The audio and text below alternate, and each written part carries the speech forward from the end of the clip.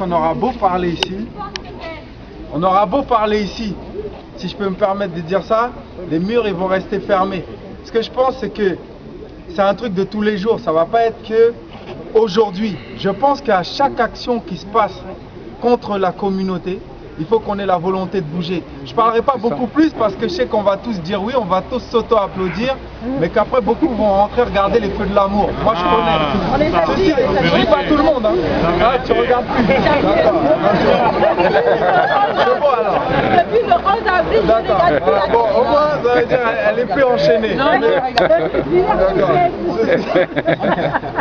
Discipline. Ceci étant, blague mise à part, cela pour dire que c'est un combat de tous les jours. Moi personnellement, je viens pas parce que je connais Monsieur Omutunde, je viens pas parce que je connais Africa Mahad, je viens parce que à chaque fois ça nous arrive et que c'est un effort de tous les jours. C'est comme certains qui se lèvent pour prier, c'est comme voilà, c'est une rigueur. On parlait de discipline, la discipline elle commence là.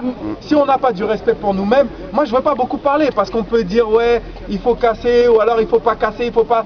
Mais en tout cas il y a une chose qui est sûre, il faut réagir. Si on reste sans réagir, on va nous piétiner jour et nuit. Moi je reviens pour redire ça parce que tous les discours, on va parler longtemps. Maintenant moi je dis il faut voir avec les responsables qui sont ici, qu'est-ce qu'ils proposent.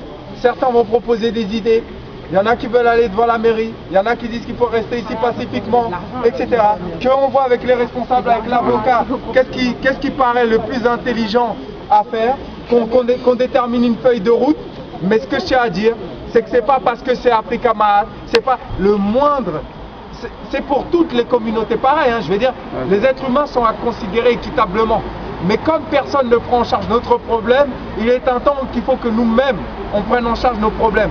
Donc à chaque fois qu'on nous tapera dessus, que ce soit en termes d'institutions ou d'individus, et je ne parle pas de problèmes personnels qui font que le monsieur n'arrive pas à payer sa carte Navigo ou que la dame a un problème avec sa roue de secours. On parle bien de problèmes liés à la discrimination raciale, à la négrophobie, de problèmes liés au racisme structurel, institutionnel, etc. qui font que les Noirs sont toujours en bas de l'échelle, qu'on le veuille ou non.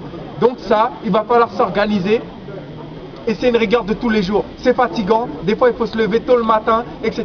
Mais il faut se déplacer, il faut y aller. Et petit à petit, on va prendre l'habitude de résister. Parce que je pense que l'exemple qu'on peut montrer à nos enfants, c'est celui-là. Si nous on se lève à chaque fois pour bouger, à chaque fois où il y a un truc comme ça, nos enfants pour eux ça deviendra un automatisme. Et de génération en génération, ils ne pourront plus taper de la même manière sur les Noirs. Ce que je veux dire aussi, c'est que si en Angleterre, et c'est ce que je disais tout à l'heure, ou en tout cas dans toutes les colonies anglo-saxonnes, ça ne se passe pas pareil, c'est parce que le système éducatif français est celui qui verrouille le plus les esprits.